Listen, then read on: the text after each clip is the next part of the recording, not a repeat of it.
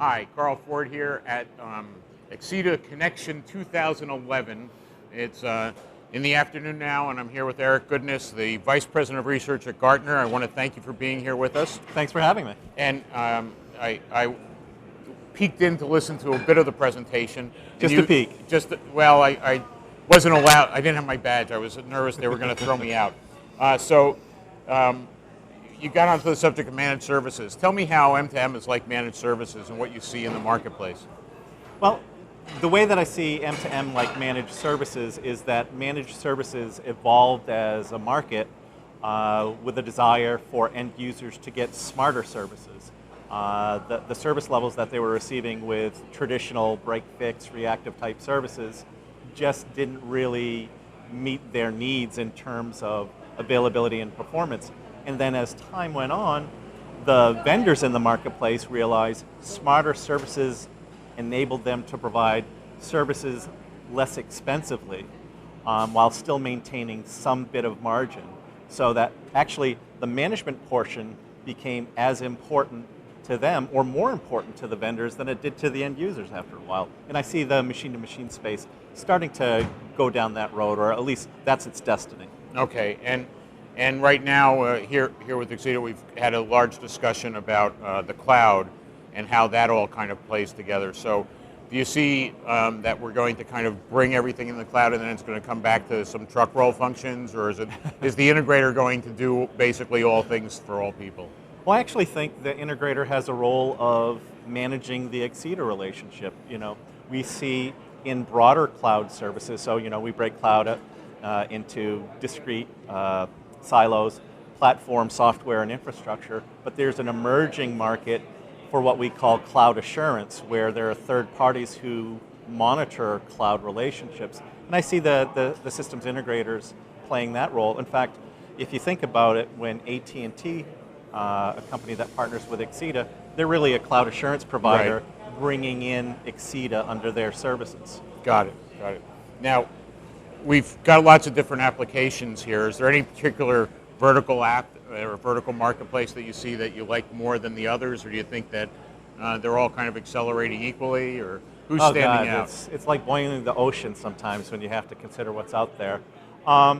In terms of some of the applications I love healthcare in terms of a growth area. I love small little areas like environmental monitoring and messaging and notification.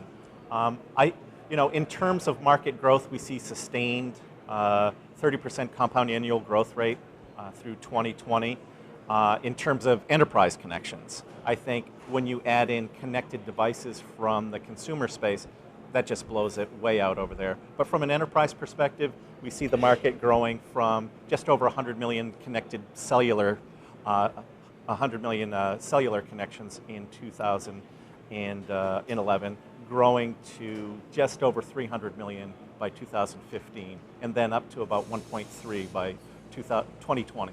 Okay, now what about price points? Can you kind of give me a feel for where we should expect prices to go and what you see in the marketplace? Price points are all over the place based on application and what part of the market we're seeing. But what we have seen with other managed service models in the marketplace, we've actually seen price reductions by 50% over the past 5 years.